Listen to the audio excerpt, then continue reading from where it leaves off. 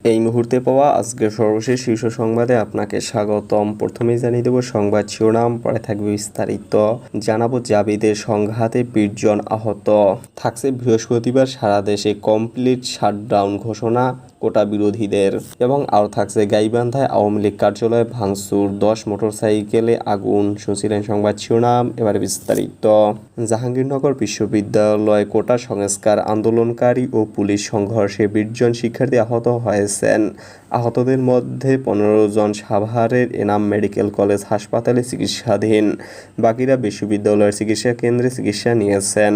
বুধবার রাত 8:15টায় এ তথ্য নিশ্চিত করেছেন বিশ্ববিদ্যালয়ের চিকিৎসা কেন্দ্রের প্রধান ডাক্তার শামসুর রহমান। এর আগে বিকেল 5:15টার দিকে বিশ্ববিদ্যালয়ের শহীদ মিনার সংলগ্ন সড়কে পুলিশ ও কোটা আন্দোলনকারী শিক্ষার্থীদের মধ্যে সংঘর্ষ শুরু হয়। সকাল 10টা থেকে কোটা আন্দোলনকে কেন্দ্র করে বিশ্ববিদ্যালয়ের প্রধান ফটক, প্রান্তিক গেট, শহীদ মিনার সংলগ্ন সড়কে প্রায় 5 শতাধিক পুলিশ মোতায়েন করে বিশ্ববিদ্যালয় প্রশাসন। পরে বেলা 12টায় বিশ্ববিদ্যালয়ের এক জরুরি সিন্ডিকেট সভা থেকে বিকেল 4টার মধ্যে শিক্ষার্থীদের হল ছাড়ার নির্দেশ দেওয়া হলে বিশ্ববিদ্যালয় কোটা আন্দোলনকারী শিক্ষার্থীরা প্রশাসনিক ভবন ঘেরাও করে। শিক্ষার্থীদের শান্তিপূর্ণ আন্দোলনে আইন শৃঙ্খলা রক্ষা বাহিনীর প্রতিবাদে এবং সন্ত্রাসমুক্ত ক্যাম্পাস নিশ্চিত ও এক দফা দাবিতে বৃহস্পতিবার সারা দেশে কমপ্লিট শোডাউন ঘোষণা করা হয়েছে। বুধবার 17 এপ্রিল রাত 8:45টায় বৈষম্য বিরোধী ছাত্র আন্দোলন এর অন্যতম সমন্বয়কারী আসিফ মাহমুদ তার ফেসবুক পোস্টে এ কর্মসূচি ঘোষণা করেন। এতে বলা হয়, শুধু হাসপাতাল ও জরুরি সেবা ব্যতীত কোনো প্রতিষ্ঠানের দরজা খুলবে না, অ্যাম্বুলেন্স ব্যতীত সড়কে কোনো গাড়ি চলবে না। সারা দেশের সব স্কুল, কলেজ, বিশ্ববিদ্যালয়, প্রাইভেট বিশ্ববিদ্যালয়, মাদ্রাসা শিক্ষার্থীদের এই কর্মসূচি বাস্তবায়নে আহ্বান জানিয়েছেন তারা।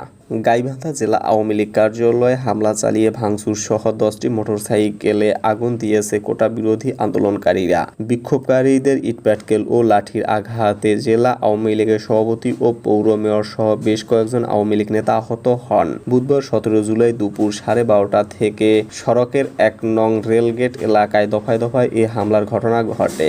প্রত্যক্ষদর্শীরা জানান, সকাল থেকেই জেলা শহরের বিভিন্ন এলাকা থেকে কোটা বিরোধী খণ্ড খণ্ড মিছিল একত্র হয়ে শহরের 1 নম্বর ট্রাফিক মোড়ে জড়ো হয়। পরে সেখানে রাস্তা অবরোধ করে বিক্ষোভ করতে থাকেন তারা। এক পর্যায়ে জেলা আওয়ামী লীগের কার্যালয়ের সামনে গিয়ে ব্যক্তিগত অন্তত 10টি মোটরসাইকেলে আগুন দেন বিক্ষোভকারীরা। এ সময় বিক্ষোভকারীদের ইটপাটকেল ও লাঠির আঘাতে গাইবান্ধা জেলা আওয়ামী লীগের সভাপতি ও জেলা পরিষদের চেয়ারম্যান আবু বকর সিদ্দিক, জেলা আওয়ামী লীগের যুগ্ম সাধারণ সম্পাদক ও গাইবান্ধা পৌর মেয়র মতলবুর রহমান সহ বেশ কয়েকজন আওয়ামী লীগ নেতা আহত হন। পরে পুলিশ পরিস্থিতি নিয়ন্ত্রণে আন্দোলনকারীদের ওপর টিয়ার শেল নিক্ষেপ করে। গাইবান্ধা সদর থানা পুলিশের ভারপ্রাপ্ত কর্মকর্তা ওসি মাসুদ রানা বলেন, পরিস্থিতি নিয়ন্ত্রণে আন্দোলনকারীদের উপর টিয়ার শেল ছোড়া হয়েছে। বর্তমানে পরিস্থিতি পুলিশের নিয়ন্ত্রণে রয়েছে।